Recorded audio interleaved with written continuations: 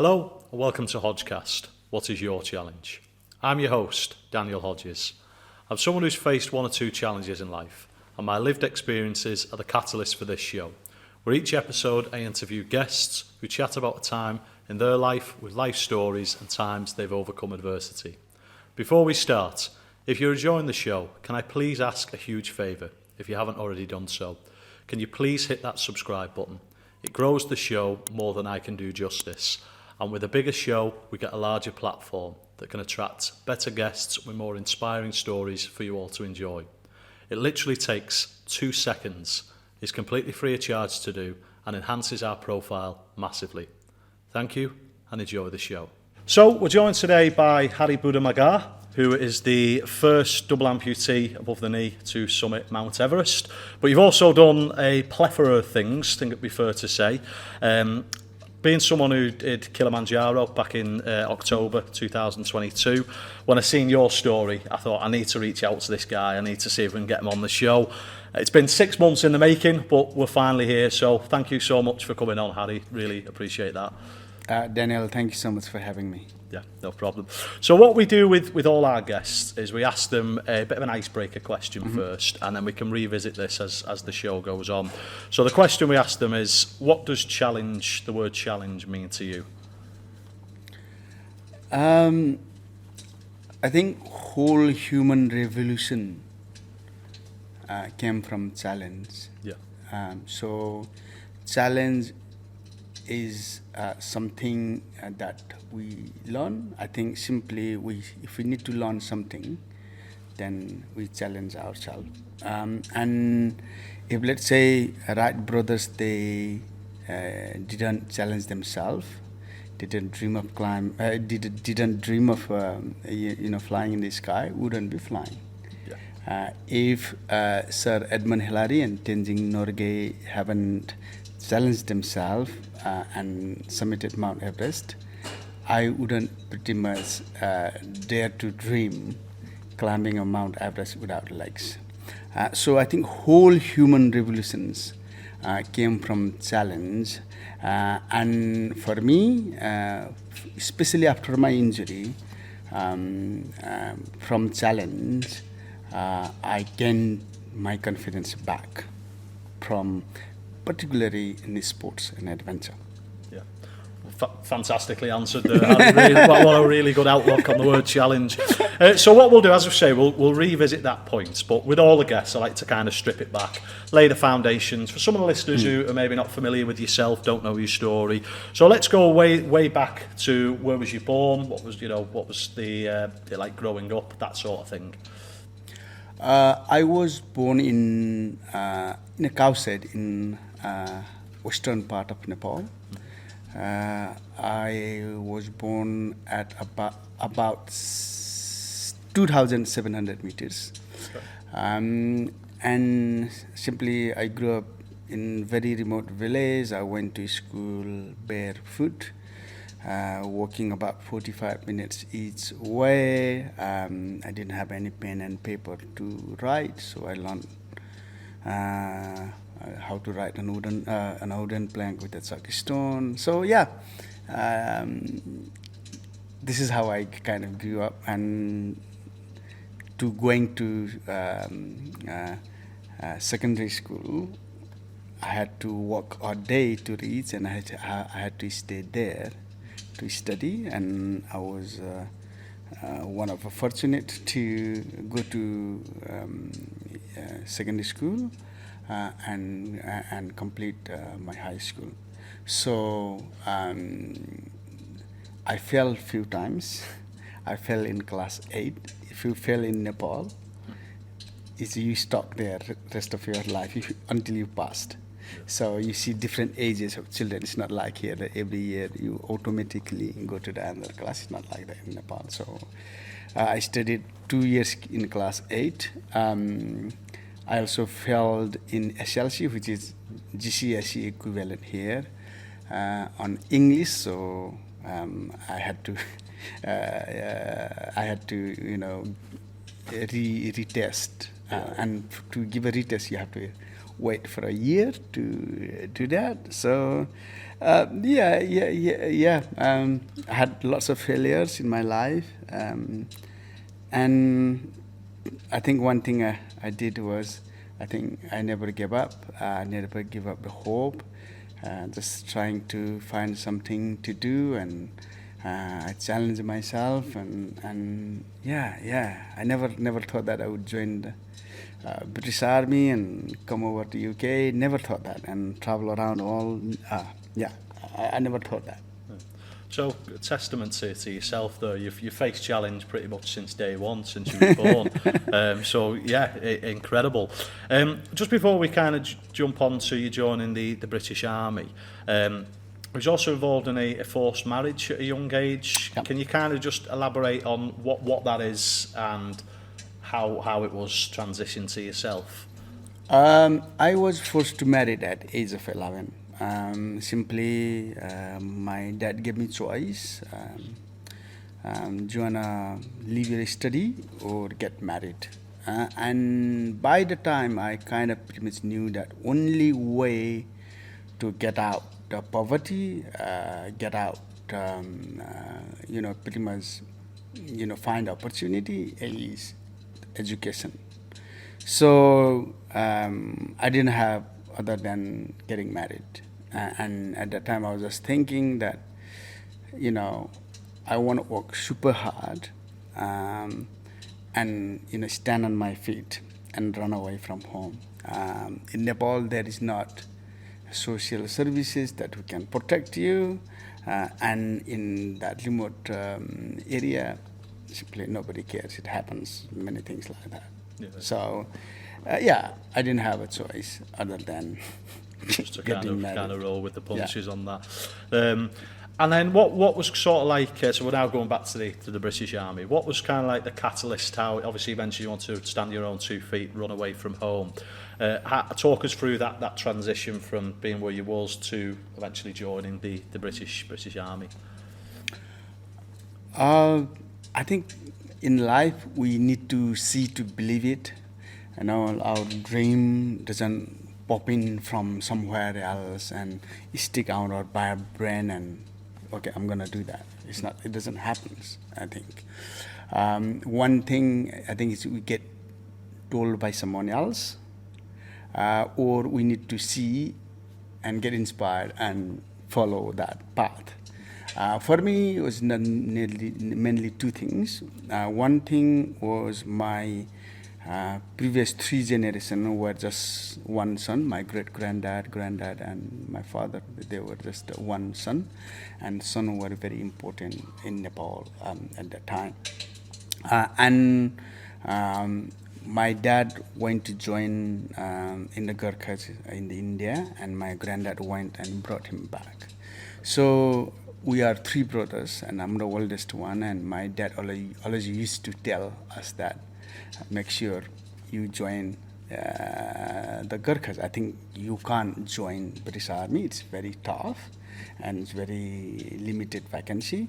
Try Indian Army. If not, just be Nepalese Army. That's what they used to tell us. So also in Nepal, many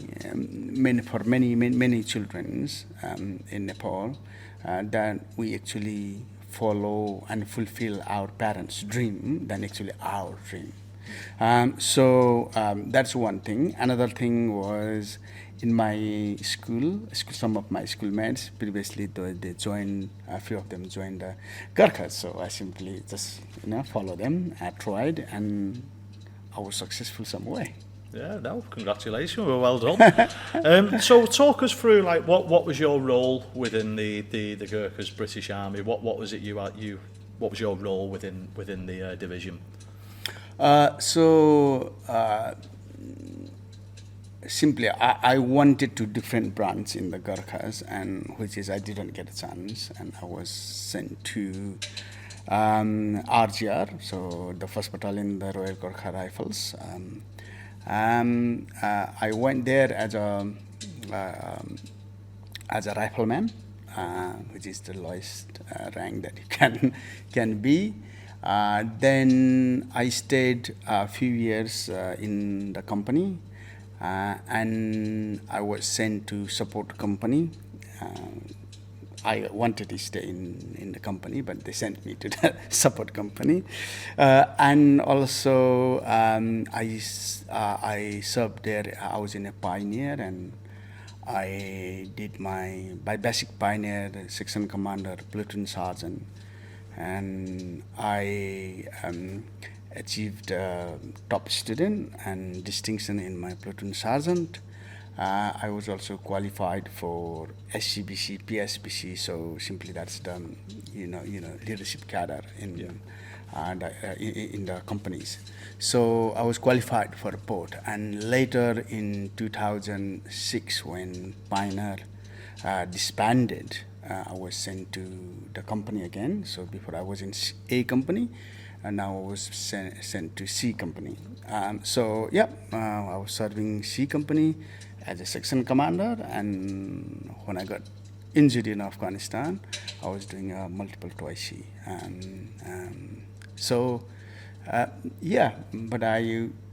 But inside, I was trained as a sniper. I did very short role for that sniper. I also was qualified for team medic. I was qualified for that many others, explosive safety officer, water safety officer. Lots of things that I was qualified. Variety's the spice of life, as they say. So you touched on there about your injury in Afghanistan. Can you kind of talk us through what you remember of that injury and tell us kind of like in your words how that was perceived for you? We were just got into Afghanistan, and we went to the new area called Patrol Base 2, called PB2, on that day when I was injured, on that day it was just commanders, only section commanders and above. We went to familiarize the area with other team who was already in the ground. So they took us around. On that day we had two missions. One mission was to familiarize with the area. Second mission was to give a security to two engineers so that they can go and survey all damaged well, so later they can repair and local people can have a water. We just going on the way, and we were 20 in the squad. I was 10, and we were working in the very narrow part on the side of the poppy field, and suddenly went bang, and my left side is pretty much in a blink of eye. Thanks for revisiting that. What's kind of your memories of recovery? Sort of like, did you kind of wake up in a hospital bed, or do you remember sort of being transported to the hospital? What's kind of your memories, albeit I know they're probably going to be quite vague, that you can sort of remember and can relay to us? I completely remember the incident. I kind of half remember, so I was kind of maybe like a drunk man, right? Like something like that. I remember that first thing I noticed was it was ringing my right ear, and the guys were shouting, "Man down, take cover," and the guys came to me, cleared the ground around me, and they passed me up, and they called the heli and evacuated on time. And I woke up. So I remember getting up to the helicopter, and when I got onto the helicopter, they gave me a mask, and I started cutting my combat dress. Then next day I woke up, was in Cambasan. When I woke up in Cambasan, my commanding officer and Gurkha major was standing on the side, and I just felt, I let them down. I went there to give everything we can and help the company, help the regiment, help the brigade, keep safe to everyone, and come back home after 6 months. That's the plan. it didn't happen, and I thought that, I failed my mission, and I let down my team, and my regiment. So it was very hard to, same as I was same to just lying in front of the commanders. That wasn't very good feeling. I cried. I shouldn't cry in front of my commanders, but my tears came down. Then there was a volcano in Iceland, so plane couldn't fly anywhere into the Europe. So I was flown with the Americans to Bagram and their base. So I stayed 2 nights there. I had 2 operations. From there, I flew to Balad in Iraq, and I was supposed to go to Washington D.C. next morning, but that night, Birmingham airport is cleared. So a plane went, and brought me back to Birmingham, and it started a different life. Well, no, I really appreciate you sharing that, and I think it's the reason why I got you to relay that is obviously the listeners. It's to put sort of like a little bit of perception into things, because obviously you wasn't born an amputee. It's you was sustained that off an injury. What was your? I know it might seem like a bit of a naive question to ask, but where was kind of like your headspace, your mental health well-being off the back of that injury? Obviously you've gone on to achieve monumental things since then, but at the time, how did you feel? Did you kind of just feel that that's it? You mentioned you failed your mission, but as an individual, as a human being, how did you feel having this life-changing injury? First of all, I felt that my career is gone. So I had a very good career in the army. So my career is definitely gone. I didn't know how long I was keeping my job. I never imagined and expected to be a double amputee. I expected to die. I thought maybe I would lose one limb or get shot, but never thought that, I'll lose both legs. Yeah. So that was hard. But also another thing was hard. I was a breadwinner in the family, and I loaned here to make my home in Kathmandu. And my brothers were still in college. My sister passed away when I was in recruit company and left very young, 2 daughters. One was 4 and one was 1.5. And my mom used to look after them, so it was my responsibility to financially, look after them. We moved down from where I was born to Kathmandu. I moved my parents down to just keep them slightly easier life, and were not settled down well. And I also knew that how disabled people were treated, and I thought that I had to sit on a wheelchair rest of my life, and need a carer for the rest of my life. And I thought that I couldn't do anything, and I felt that I would get treated as how they were treated in those remote villages to disabled people. But also, I couldn't do anything. So, I'm the burden of the earth, and maybe I've done something in my previous life, so I'm just having this, and this is I thought, and that my mindset, that my perception, I wasn't very aware of disability, that what disabled people could do. So that was really, really hard for me to overcome. I can imagine, and I tip my hat off massively there to you, Harry. Flipping on sort of a negative to a positive, you well, you've obviously gone on to do amazing things, as we pointed out, but as well as the mountaineering, I've just got a couple of things here that you've decided to take up: golf, skiing, skydiving, kayaking, wheelchair rugby, basketball, rock climbing, and then of course mountaineering.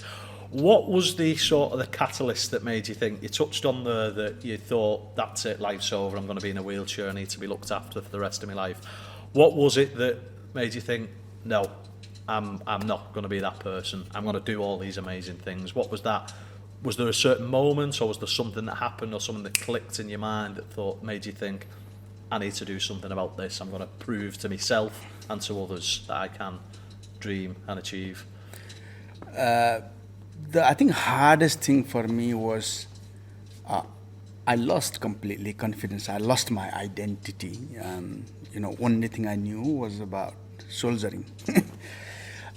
So I didn't know, what I could do, and I didn't see any future. And just to controlling my pain and emotion, I was drinking a lot, and when I didn't drink, my mind get restless, foggy. When I didn't drink, my hands were shaky. I was just scared to even go to the town. I tried to take my life a few times, and later I kind of realized that if I die, it's end of my story. But I don't think that is the solution, because if I die, that's fine, but my family has to suffer because of my actions. So I didn't want it. And in our community is, if you have done something good, your family is known by that.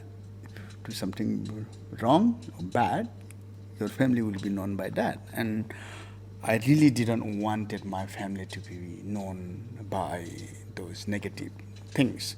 So I want to live for my family, and I want to do something. So this is the time that there was a charity, and they said, "Do you want to go to skydiving?" I said, I was already in half suicidal mode, so I didn't know how powerful is mine. Half of my body is gone, and if another half goes, that's fine. And that's what I was thinking. Another one was I never done the skydiving, so I really wanted to experience it. And some ways, we went to 15,000 feet, and I did a tandem jump. And when we landed safely on the ground, I realized that I can do something, and I had like a really little confidence. Then after that, my aim was to what can I do physically. So I was just trying all the sports and adventures that I could put my hands on, and that is the why I went to do all those things. Fantastic. So the skydive sort of ignited a fire in your belly, kind of thing. You do, I've done this, I can now do other things as well. Interestingly, I mean, I've done a skydive. It's one of the most sort of anxious things on the way up. But then when you're free falling, it's one of the best things ever, isn't it? And the chute comes out, and then it's like slow motion till you hit the ground. But no, I can see why that would entice something in you. So obviously we listed off a few things that you've done, the sort of physical things, but obviously you've kind of stayed true to the mountaineering aspect. That's something that you seem to excel in. Is that because of the Gurkha background, do you think, or is it just something that you really enjoy, the great outdoors? Honestly, I don't think I enjoy going to the mountain. But I think in life, I think what I think is important is it's not about what we do. It's about why we do it. I think that's very powerful. And simply, I grew up the age of 19 in Nepal, looking mountain every day. Read story of Sir Edmund Hillary and Tenzing Norgay, who were educated from very small child that Mount Everest is the tallest peak in the world, and it's Nepal. And we Nepalese people are very proud of that. It's a symbol and a pride of Nepal. So I always, thought about how I was always curious. I always thought about how can I climb, and there's no way possible that I could do in my childhood when I was young.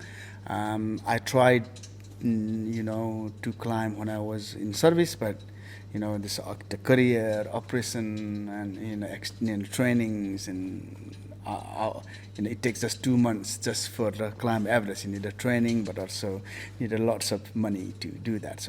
So I didn't have those, so I didn't do it. And when I was skiing in Europe and America and Nepal, looking the mountain, whenever I saw the snow-capped mountain, I was just thinking, how am I going to climb the Mount Everest without legs? That's what I was thinking. And later I was able to test myself that how my body feels on altitude and whether it's physically possible. So I think for me, mountain meant something. And this is why we named my expedition as Conquering Dreams. It's my childhood dream to conquer it even I lost my legs. So that was, but also Mount Everest is in Nepal, and I could do something with that, it means so, because I suffered 1.5, 2 years of my time. I wasted, not knowing what to do, because I was very unaware of disability, that what can I able to do. So for me, is I can use the mountain, the Everest, and making awareness of disability and changing a perception on the people with disability, the perception like mine. And I think you've more than done that, Harry. I think it'd be fair to say.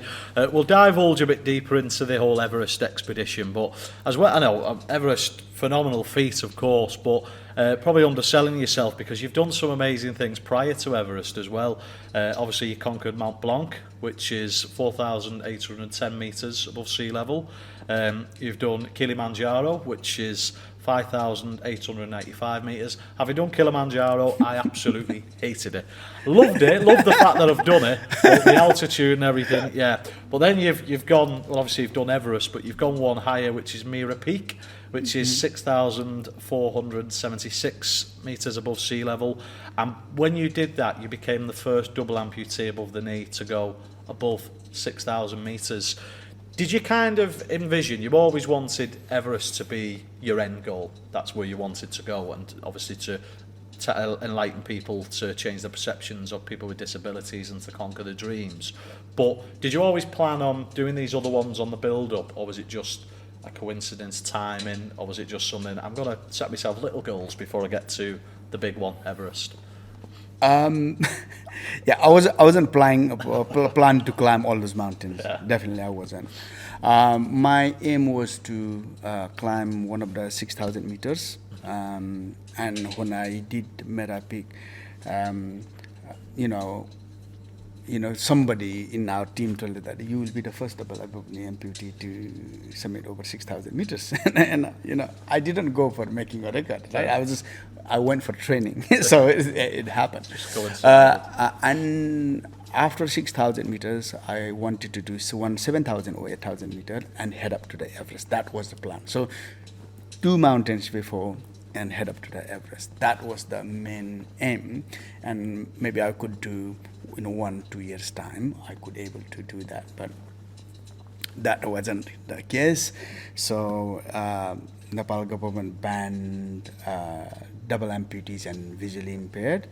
So we did diplomatic means and it didn't work. Went to United Nations, that also didn't work. So finally we went to Supreme Court in Nepal and overturned the rules. And I was supposed to climb in 2018 and it was too late by then. We're fighting the court in a court. And also Then in 2019 we couldn't able to raise the fund. 2020, 2021, you know what happened. So I wanted to do 2022, but the guy said we need more time to raise the fund and run your campaign. So we prepared in 2022 and went to 2023. And during those bans, what are you gonna do? Yeah. You have to do something or give up. And I need to keep some moving, just to stay focused on the mountain. So this is why I did some other mountains. Yeah. So by you doing those other mountains, that helped overturn the ban, because then you had evidence presumably to say, well, look, we can do it, we can get to these heights. Or was it just you spoke to them, you kind of negotiated for them to overturn the law that they had? The law was simply it's discrimination against people with disability. So it's against our constitution in Nepal. It's also against United Nations Convention of Rights of Persons with Disability as well. So 5 judges unanimously decided that, yeah. Yeah, that's your, you can't do that. So there's just the gift that keeps on giving. The fact you've managed to get that overturned, and what an incredible reason to have it overturned, and rightly so. So well done on that one, mate. You mentioned there about a fundraising target. So we're going to divulge now into sort of your preparation for getting ready to Everest. Obviously, I know you give the time scale. There was delays. There was obviously COVID and so on and so forth. Talk us through what was the fundraising target you had to hit and then you eventually hit, and then also, we'll start with the fundraising and then we'll go into other stuff. We needed to raise, so our fundraising target was £312,000. And I thought that if my story reach out to 312,000 people, and one person give me £1, I think even if their children even like that story, and ask from parents, and even can donate the £1. So you hit your fundraising target. Yeah, you've managed to get the law overridden in Nepal. Talk us through kind of like the equipment and the prosthetics that you needed in order to be double amputee above the knee to get to to even attempt Everest, but then of course get to the summit. They're especially prosthetic part, and that is one of the key equipments that I needed to climb Mount Everest, and which was not invented in the prosthetic world. So we just made some DIY and went to climb. But before that, I just needed some kind of idea how to make it. So I went to my prosthetic center and asked them, do you have any prosthetic legs that I can go and climb on ice and snow? Said, sorry, we don't have it.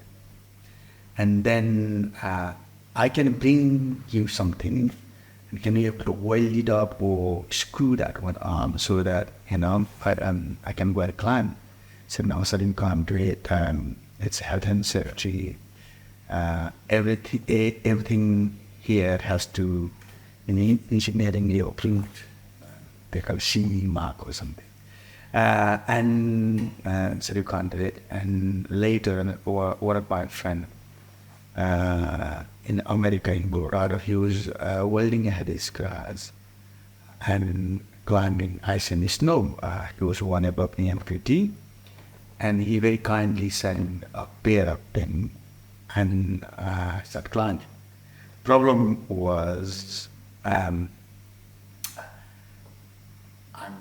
double both double apple the amputee, and he's one single apple, and we couldn't see him walk. So we kind of have to design. Then after that, I kind of knew some ways that what we could do, and we designed some legs. Simply, it's like a DIY. We needed just So built grab from some scratch. metal parts, and some crampons, and just some of them we tested. It didn't work, and some of it worked. We also designed the prosthetic, heating sockets. Once my friends tell me that you don't have a tool, so you don't have to worry about getting frostbite. But I can't able to do it. So we designed heating socket, and my friend, one other my friend in America, he installed the heating sockets, and he got parts from New York to install in Indiana, and my crampons were made in Orlando. And some ways we made it, and my crampons, and they broke on Everest base camp when I was tightening up. And I was just, I know, there's only one piece in the world. And I was just crossing my finger, make sure don't fall off. The course belt crampons, yeah. So and finally it held up. And still I have got the broken crampons. Oh, fantastic. So obviously we touched on the equipment and the kit used, but also in terms of the support. So you enlisted the help of Krishna Thapa, am I saying that correctly? Yes. So tell us who he is and his involvement with your project Getting to Everest. So Krishna Thapa, he was ex-Gurkha, and also former SAS. He served 6 years with the Gurkhas, 18 years with the SAS. And when he was in SAS, he was a mountain troop leader and chief mountain instructor. So I knew that he was climbing, and we met in one of the social gathering, and he said, "Do you want to go to ski in Nepal?" Okay, I would love to. It would be nice to going to Nepal. In my country, and skiing, and that would be nice. So, but I told him that I have got one condition. If you teach me mountaineering and help me out climb the mountain, that's what I wanted to. And if you could do that, then we can go and ski. So, then, we can try. So we went in Nepal, and that's the time when I tested myself. We skied in Nepal. We got some kits from Germany and took it Nepal. And I was the first disabled person to ski in Nepal. After testing in the snow and ice and how to tackle with the hilary state, after that, I think this was some ways possible. I committed myself to go and climb Everest and pretty much all of the mountains that Chris helped me to climb. What's up? Sounds like a really great guy, yeah. I think it'd be great for this show, yeah. I'd have to put in a good word. Okay, so in terms of the expedition itself, so we know why you want to do Everest. You want to change people's perceptions of, humanity's perceptions of people with disabilities, and to conquer your dreams. That was your dream pre your accident, obviously Everest being a beacon of Nepal of hope, and you Nepalese are very proud of Mt Everest. But I suppose we have to, the elephant in the room, you are a double amputee above the knee. To do this feat required a lot of time, didn't it, than what maybe an able-bodied person. So I've just got the timeline here to my understanding. So you was actually climbing Mt Everest for 2 months and 4 days, is that correct? And then they kind of broke it down, 12 days at Mira Peak, which of course you've done, that was to help acclimatise. Then 19 days at base camp, 5 days for your second acclimatisation, 5 days to climb, and then 2 days to of course come down. Can you just explain why you had to do it in those stages? What was it, how your body would potentially react to the altitude and the temperature and everything that comes with it? We have planned to do in 2 phases. The first we climatized on the Mera Peak. Our aim wasn't to summit the Mera Peak. Our aim was on the Mera Peak was to go and sleep up to 6,000 meters for at least 2 nights, and straight fly into Everest Base Camp. So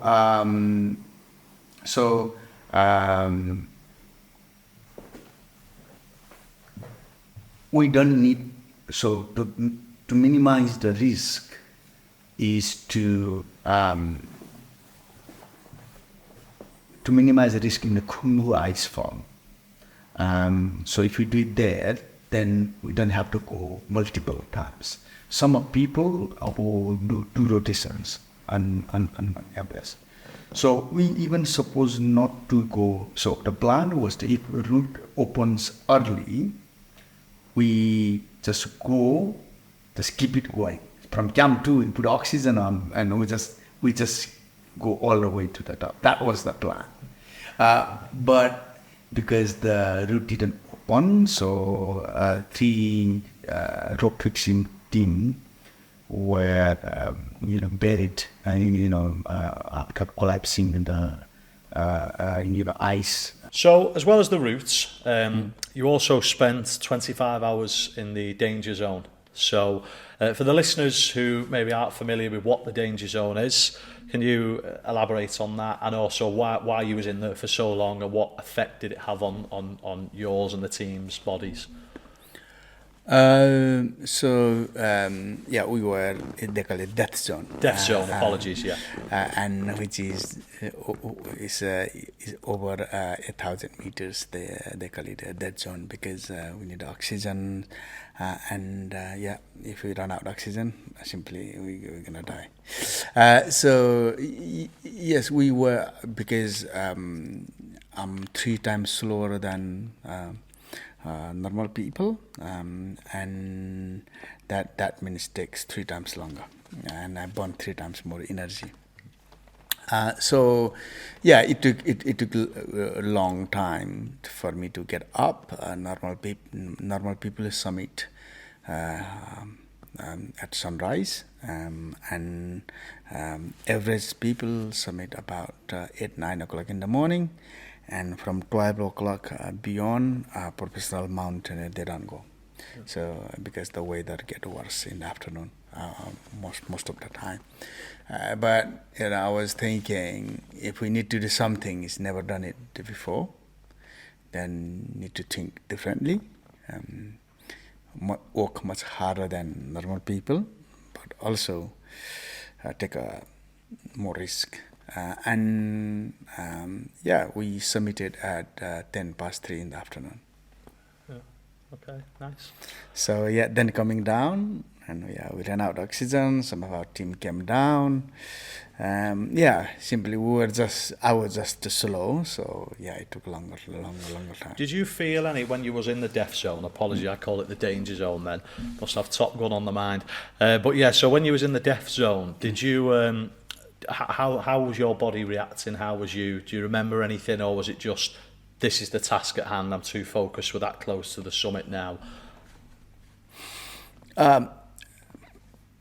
Here and there, then you could feel the cold, sometimes the wind coming and blowing in your face, sometimes struggling, but just at that time it was more about how to put one step at a forward, how to tackle the steps and the rocks, and just a little bit how to just get a couple of meters, how to put one step at the front. So that was the more I was focused, and make sure team is safe, you're safe, and make sure you got enough oxygens. And I always, whenever we stopped, I always told my team that, have we got enough oxygen? Can I able to make it? And the team leader at that time said yes. Yes, but we realized that when we were up there, we didn't have enough oxygen. I think he just wanted to make it happen. Yeah. So if any time that maybe he told me that we don't have enough oxygen, then Yeah, we had to. Kind of game over. Sort of. We had to make it. I think some ways. I asked him when we came back down to base camp. So why did you lie to me? Say, because you told me that you invested 5 years of your time. So I really wanted you to get up there, and you are Nepali as well. Quite the calculated risk. Yeah. Well, no, it's you've done it. Obviously, probably health and safety precautions were in place, but you definitely got there. Okay, so as you mentioned, it's been 5 years in the making, the project. Obviously, you've faced barriers after barrier. Then the actual mission to do it, to physically do it as a double amputee above the knee. Talk me through summit day. What was going on through your mind when you finally got to quite literally the top of the world and it was mission completed? Talk me through the day, the thoughts, the feelings, the emotions that were going on through your mind at the time, Harry. I imagine myself that I'll close my eye and just feel it that I'm on summit and I created history. But also I wanted to see 360, around Everest, and have a nice pose, and take a pictures with the flags, and that was I imagined, I visualized myself before I head up, but it wasn't. It was just really windy, snow, cold, and we're just on the mountain. So we're about 50 meters, and I knew that we're definitely going to make it. And then I started getting a bit emotional, and my tears started coming down. Later, I found that they were frozen. So when we get to the summit, I just give the high five to the boys and just give them a hug and cried like a baby. And it was about just to take a few photographs and sit down as soon as we can. So we didn't take any pictures of the flag, we didn't do any like a crazy, amazing pose. We didn't do. It was about to just take a few photographs for evidence, and let's just get down. And our phone didn't work, didn't switch on. We had 2 GoPros. One GoPro didn't work, and one GoPro MX, which is a 360 camera. So much work. We took some pictures and came down. But it was really difficult. That I was already very, very tired when I reached the Camp 4. So we arrived 6 o'clock in the evening before we head up to the summit. We walked 14 hours, and after getting rest about 2.5 hours, guys said that, we're going up. And we left 9:50 in the evening. And when I went to the balcony, 5, one of my trusted guys came down, including my cameraman.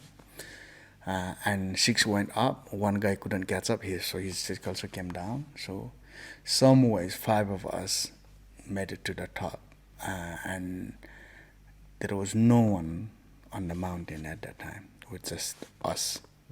And when coming down, it was just us, and on the way down we saw some dead bodies, and took 25 hours 10 minutes from Camp 4 up and down. So I think we were I think lucky to summit and come back everyone safe on that day. I think about 100 people attempted and 30 made it to the top. So 4 guys died on that day, my summit day. In expedition, 17 people died whole season. So that is the record highest death in one season on Everest history. And about 52% of the people who made to the summit. So I just feel very lucky to be come back safe with not just myself but the whole team. So yeah, some of the team, they were absolutely, brave and taken that risk to get up with me. So yeah, I really really appreciate for this guy's bravery. And at the moment I'm having quite a few recognitions which I never even known. But I think some of those recognition maybe I think should pass down to those guys that who actually took a risk. I think I had my own reason.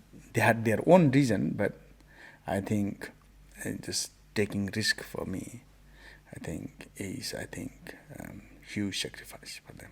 Yeah, massively, massively. Quite humbling to hear that, Harry. And also when you was talking there about all the people who sadly lost their lives attempting this, it puts it into perspective just how dangerous Mother Nature is, but specifically Mount Everest, the task in hand for able-bodied people. And like you mentioned, you and the team have come back, and it's a blessing, really. It really is that you've been able to go on and conquer your dreams and achieve this, which I suppose sets me up nicely. What's next for Harry Budha Magar? Because you've literally been on top of the world. Where do you go now? What is it what do you plan on doing for the future? You've obviously found your purpose, your calling in life now. Have you got any missions you want to try and accomplish in the near future? Yes, definitely. I think I have got still a few more years. So I would love to do a few more adventure, and I think I have decent experience on the mountain, so I think I will stick at the mountain. I didn't go on Everest just to make a records and create history. Mainly I went for making awareness of disability, and now I have dedicated my life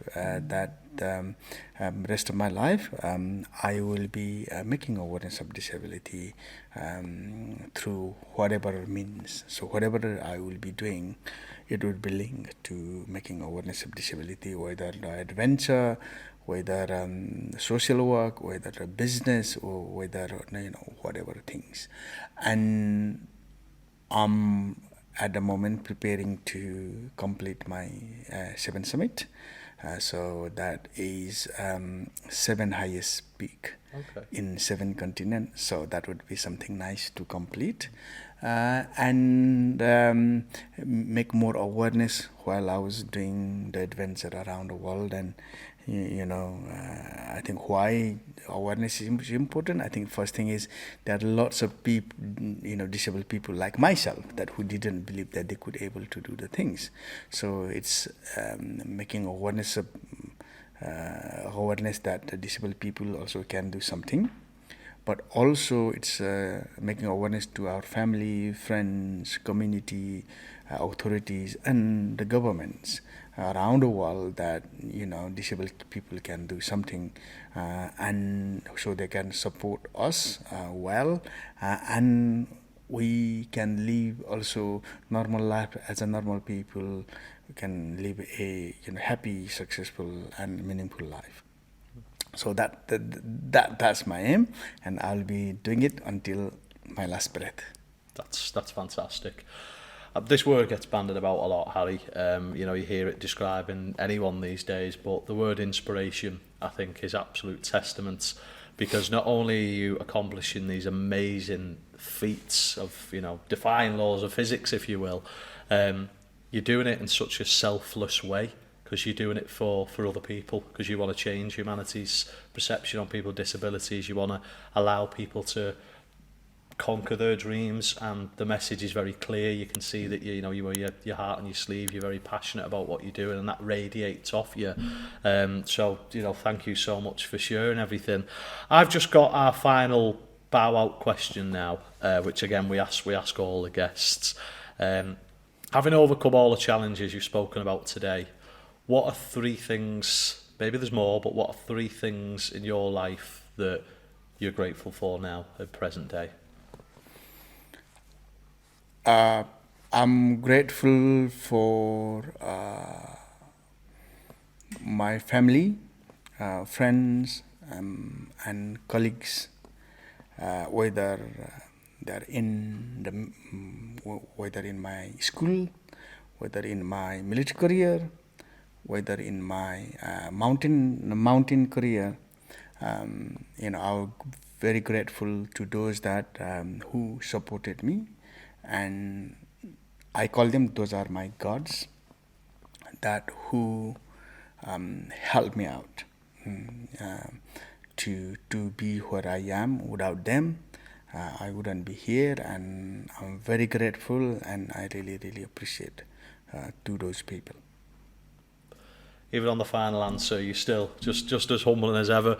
Harry, it's been an absolute privilege to have you on the show. Obviously, we know it's been 6 months in the making. Everest was, of course, 5 years in the making. But you've got here, and I really, sincerely, when I say this, I think everyone who's listened to this, everyone who's listened to anything you've appeared on or anything you've posted on social media, you will be resonating with people. And I hope that this show helps you accomplish that dream of changing humanities' perceptions on people with disabilities, and also to constantly conquer your dreams. So thank you so much for coming on today, Harry. It's been an absolute pleasure. Thank you so much. Thanks so much for having me, Daniel. Thank you. No problem. Thanks for listening. We hope you enjoyed this episode, and we believe you can definitely take something away from today's guest. We couldn't attract guests such as this without a solid fan base. The best way we can grow the show is through subscriptions. So, if you haven't done so already, can I please ask you hit that subscribe button and help us continue to put out content for you all to enjoy. Until next time, stay blessed.